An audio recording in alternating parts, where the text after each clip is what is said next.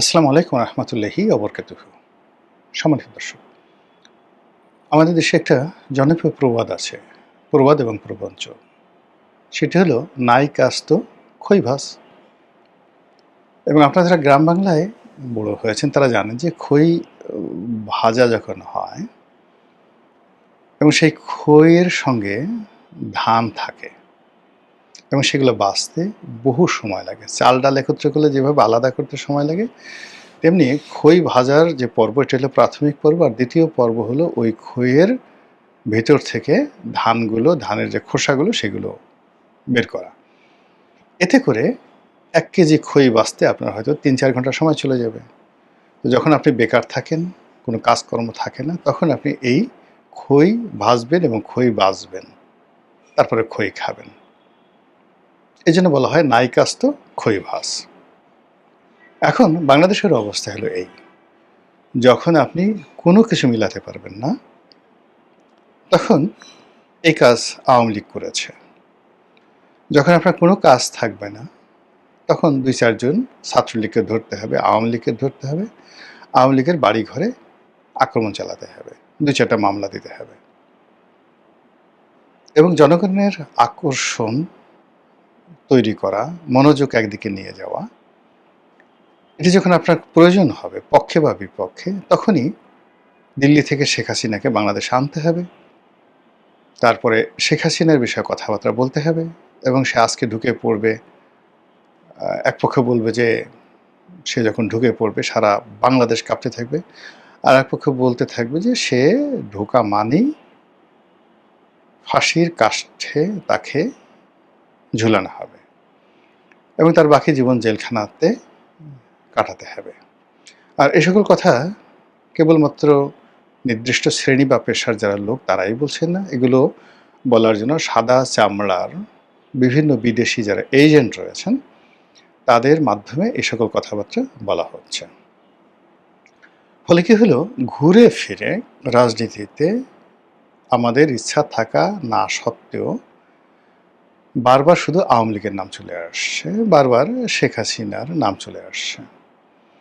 এবং মানুষজন যখনই আপনি শেখ হাসিনা আসবে বা আওয়ামী লীগ নিয়ে আপনি যে কোনো কথা বলেন, ইতিবাচক বলেন, নেতিবাচক বলেন, মানুষের যে অ্যাটেনশন আপনার দিকে চলে যায়।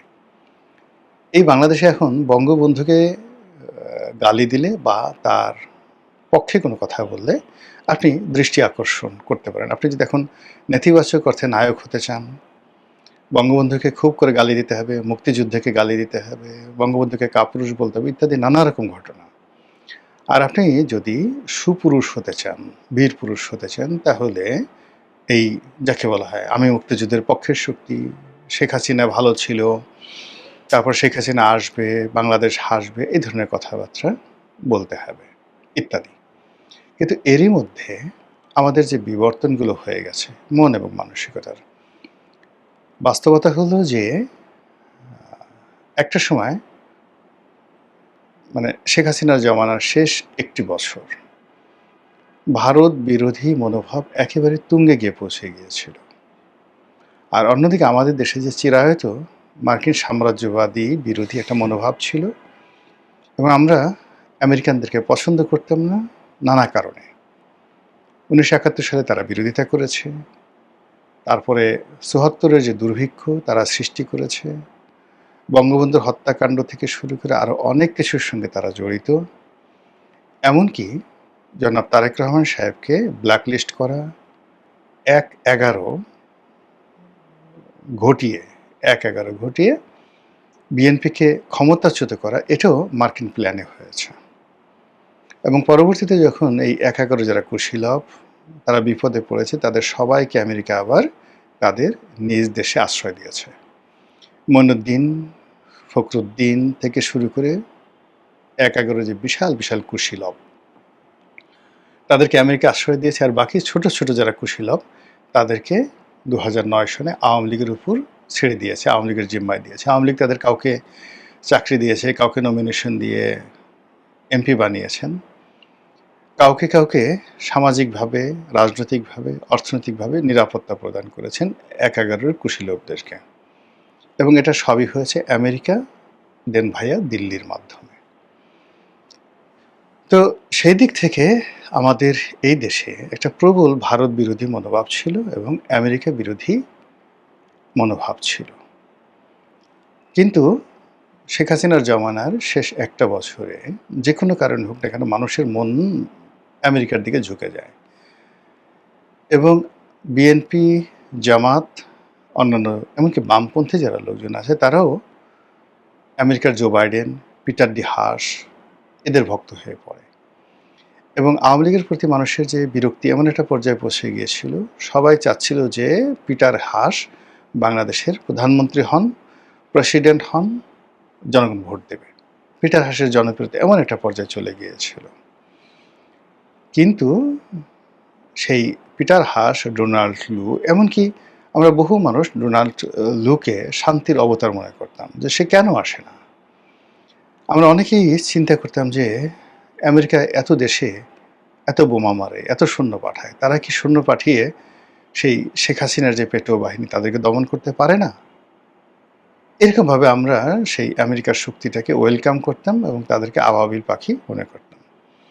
যাই হোক, সেই আমেরিকার যে তুমুল জনপ্রিয়তা, পিটার হাসের জনপ্রিয়তা সব উইদিন 4-5 মাসের মধ্যে বুমেরাং হয়ে যায় ইনুস জমানাতে। এবং যখন মার্কিন ডিপ স্টেট পলিসির কথা জানাজানি হয়, প্রথম থেকে মানুষ গা করেনি। কিন্তু যেভাবে আমেরিকার আধিপত্য বাড়তে থাকে, যেভাবে আইন শৃঙ্খলার অবনতি হতে থাকে, যেভাবে মব কালচার বাড়তে থাকে এবং যেভাবে যারা জুলাই আগস্ট বিপ্লবের সমন্বয়ক, সেই সমন্বয়ক পরিচয়ে চাঁদাবাজি, রাহাজানি থেকে শুরু করে মানে এমন কোনো অপকর্ম নয়, বেয়াদবি পুরো সমাজটাকে তারা উল্টে দেয়, পাল্টে দেয়। অশ্লীল ভাষায় কথা বলে, গালাগালি করে, যেখানে সেখানে মব করে, মানুষের জীবনে রীতিমতো জাহান্নাম তারা ডেকে নিয়ে আসে। তখন সবাই বলতে প্রথমে বলে যেই লাউ সেই কদু। আগে যা ছিলাম তাই তো হচ্ছে, এই ছাত্রলীগ, এই সমন্বয়। আর কদিন পরে দেখা গেল যে না, এদের তুলনায় ছাত্রলীগ ভালো ছিল, এদের তুলনায় যুবলীগ ভালো ছিল এবং ইউনূসের তুলনায় শেখ হাসিনা ভালো ছিল বলে সবাই বলতে শুরু করে আগেই আমরা ভালো ছিলাম। জাস্ট আফটার 3-4 মান্থ এবং ধীরে ধীরে ধীরে ধীরে সেই আমেরিকার বিরুদ্ধে মানুষের জনমত আবার সে আগের মতো হতে থাকে এবং পিটার ডি হাস রাতারাতি, ডোনাল্ড লু, পিটার ডি হাস রাতারাতি ভিলেনে রূপান্তরিত হন। তো এই যে তারা ভিলেনে রূপান্তরিত হলেন এবং সেই রূপান্তরিত হতে হতে আমেরিকা বুঝলেন যে তাদের হাতে সময় বেশি নাই, ক্ষমতা খুব দ্রুত পরিবর্তন করতে হবে, হতে হবে, অথবা যদি আমরা এটা নিজেরা নেগোসিয়েশন না করি তাহলে শেখ হাসিনার বিরুদ্ধে যেভাবে একটা গণ-অভ্যুত্থান হয়েছে, ইউনূসের বিরুদ্ধে তার সাথে আরও বড় ম্যাসিভ গণ-অভ্যুত্থান হবে। তার আগেই তারা একটা নির্বাচন অনুষ্ঠান করে ফেলে, বিএনপির হাতে ক্ষমতা চলে যায় এবং ইউনূস এবং জামাত এবং অন্যান্য এনসিপি তাদেরকে একটা সেফ এক্সিট আমেরিকার পক্ষ থেকে দেয়া হয়। এইভাবে আমরা আসলে শুনে আসছি। গল্প হতে পারে, মিথ্যা হতে পারে, সত্য হতে পারে, but that is the fact. তো এরকম যখন অবস্থা হয় তখন ওই যে আমেরিকার বিরুদ্ধে যে ক্ষোভ, এনসিপি বিরুদ্ধের যে ক্ষোভ, জামাতের বিরুদ্ধে যে ক্ষোভ, এটা বাড়তে থাকে। আর যখন একদিকে ক্ষোভ বাড়তে থাকে তখন অন্যদিকে মানে অপোজিট, যেমন ভারত, আওয়ামী লীগ, ছাত্রলীগ সঙ্গতির কারণে ওইদিকে ক্ষোভ কমতে থাকে। মানে তারা যে অন্যায় করেছে, ভুল করেছে, ভ্রান্তি করেছে, জুলুম করেছে, অত্যাচার করেছে, এগুলোকে কেউ অস্বীকার করছে না। কিন্তু বর্তমানে এক একজনের জীবনে যে দ্রোহ, বিদ্রোহ, যে কষ্ট, যে অভাব, যে অভিযোগ মানে একত্রে এসে পড়েছে, এটার মানে সামাল দিতে গিয়ে তারা আর ভারত বিরোধিতা করতে সময় পাচ্ছে না। খুব করে উস্কানি দেওয়া হচ্ছে বিভিন্ন মহল থেকে, এই ভারতের দিল্লি না পিন্ডি, সবার আগে Bangladesh, I have a plan. মানে এই জিনিসগুলো এখন অনেকটা মানুষের মুখে মুখে ফিরছে নেতিবাচক অর্থে। এখন নরেন্দ্র মোদী দিল্লি, অমিত শাহ বা সীমান্তে যে পুশিং হচ্ছে, এগুলো নিয়ে সীমান্ত উত্তেজনা আছে, কিন্তু বাংলাদেশের মানুষ তারা বলছে ভাত দাও, কর্ম দাও, ব্যবসা দাও, বাণিজ্য দাও, ইত্যাদি ইত্যাদি। ভাত দে হারামজাদা, নচেৎ মানচিত্র খেয়ে ফেলবো। তো এই যে একটা অবস্থা তৈরি হয়েছে, সেই অবস্থার মধ্যে শুধু বারবার সামনে আসছে শেখ হাসিনা কবে আসবে, শেখ হাসিনা আদৌ আসবে কিনা, শেখ হাসিনার সঙ্গে দিল্লিতে কারা কারা দেখা করছেন, তারপরে বিভিন্ন রকম মিডিয়া তো মূলধারার মিডিয়াকে বলছে না, কিন্তু সামাজিক যে মাধ্যমগুলো রয়েছে সেখানে যারা আওয়ামীপন্থী ইনফ্লুয়েন্সার রয়েছে বা বিএনপি বিরোধী ইনফ্লুয়েন্সার রয়েছেন, জামাতপন্থী ইনফ্লুয়েন্সার রয়েছে, মানে সব মিলে একটা জগা খিচুড়ি তৈরি করে শেখ হাসিনাকে এমন একটা জায়গাতে মানে বসানো হয়েছে, অবস্থা দৃষ্টি মনে হচ্ছে যে শেখ হাসিনা সেখানে মুঘল সম্রাট আকবরের মতো বসে আছেন। নরেন্দ্র মোদী, ভ্লাদিমির পুতিন, আমেরিকার প্রেসিডেন্ট ডোনাল্ড ট্রাম্প নিয়মিত সেখানে তাদের প্রতিনিধি পাঠাচ্ছেন এবং শেখ হাসিনাকে বাংলাদেশে পাঠানোর জন্য, বরণ করে নেওয়ার জন্য তারা সর্বাত্মক প্রস্তুতি নিচ্ছেন। এবং শেখ হাসিনা যেদিন আসবে, মানে এরকম একটা আওয়ামী লীগের লোকজন প্রচার করছে, সেই দিন ভারতের জঙ্গি বিমানগুলো, আমেরিকার জঙ্গি বিমানগুলো, এমনকি রাশিয়ার জঙ্গি বিমানগুলো একত্রে শেখ হাসিনার যে প্লেনে তিনি আসবেন সেই প্লেন গার্ড দিয়ে বাংলাদেশে নিয়ে আসা হবে। এইরকম একটি অবস্থা তৈরি হয়েছে। আর যখন এরকম একটা ঘটনা ঘটে, শেখ হাসিনাও তো খুব ছোট খেলোয়াড় নন, অনেক পাকা খেলোয়াড়, বহু ঘাটে পানি খেয়েছেন, বহু মানুষকে নাস্তানাবুদ করেছেন, জীবনে বহু উত্থান পতন দেখেছেন। কাজেই এরকম একটা যে পরিবেশ তৈরি হয়েছে, সেই পরিবেশটিকে 16 আনা নিজের পক্ষে ব্যবহার করার জন্য যত কৌশল রয়েছে, যত শক্তি প্রয়োগ রয়েছে, যত সম্পদ বিনিয়োগ রয়েছে, সব জিনিসগুলো তারা মানে আওয়ামী লীগ এবং শেখ হাসিনা নিজে যুগপৎভাবে তারা করছে। ভারত তাদের শতভাগ ওকে আছে। ইংল্যান্ডে তারা একাধিক লবিস্ট ফার্ম তারা নিয়োগ করেছে। আমেরিকাতে তারা একাধিক লবিস্ট ফার্ম নিয়োগ করেছে এবং নেতাকর্মীদেরকে চাঙ্গা রাখার জন্য একের পর এক যে ন্যারেটিভ সে তৈরি করছে, সেই ন্যারেটিভের ফলে কি হচ্ছে যে শেখ হাসিনার দেশে আসাটা এখন মানুষের মুখে মুখে ফিরছে, প্রতিটি মানুষের মুখে মুখে ফিরছে। এই কবে আসবে, আসলে কি হবে, আসলে আমরা কি করব, শেখ হাসিনা কীভাবে আসবে, এয়ারপোর্টে আসবে নাকি যাকে বলা হয় সীমান্তে দিয়ে ঢুকবে, সে কি এসে সরাসরি জেলখানাতে ঢুকবে নাকি সরাসরি সুধাসদনে যাবে নাকি সরাসরি যমুনাতে গিয়ে পড়বে, এরকম নানা রকম আবল তাবল কথাবার্তা বলা হচ্ছে।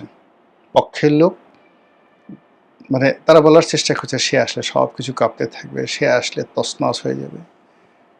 আর সরকারের যারা লোকজন আছে তারা একটা যারা অতি জ্ঞানী তারা চুপ হয়ে বসে আছে, দেখি কি হয়, বেশি কথা না বলাই ভালো।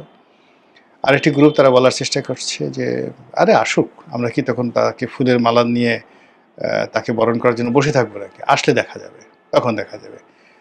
আরেকটা গ্রুপ বলার চেষ্টা করছে পূবের সাথে পশ্চিমে বসে গেলেও সে আসতে পারবে না, এবং এই জন্য নানা রকম তথ্য এবং উপাত্ত হাজির করা হচ্ছে।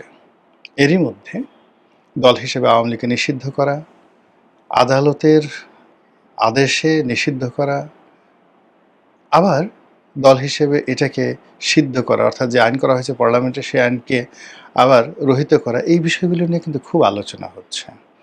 আওয়ামী লীগকে রিকনসিলিয়েশন করা, আওয়ামী লীগকে চিরতরে ব্যান করা, বিকল্প শক্তি হিসেবে আওয়ামী লীগকে ব্যবহার করা, পুরো জিনিসের মধ্যেই বারবার শুধু আওয়ামী লীগের নাম চলে আসছে, শেখ হাসিনার নাম চলে আসছে এবং তার দেশে ফেরার কথা চলে আসছে, এবং একই সঙ্গে আবার ডক্টর মোহাম্মদ ইউনূসকে নিয়ে কিন্তু আলোচনা হচ্ছে, নতুন করে আলোচনা হচ্ছে, তারেক রহমান সাহেবকে নিয়ে আলোচনা হচ্ছে, তাকে ভয় দেখানো হচ্ছে। তিনি ভয় পাচ্ছেন বা না পাচ্ছেন ডাজ নট ম্যাটার, কিন্তু তাকে প্রচণ্ডভাবে ভয় দেখানো হচ্ছে যে আপনার বাবার মতো আপনি বিপদে পড়বেন, আপনার বাবা কথা শুনেননি, আপনি আমাদের কথা শুনেন, ঢাকার বাইরে যাবেন না আর ঘর থেকে বেরোবেন না।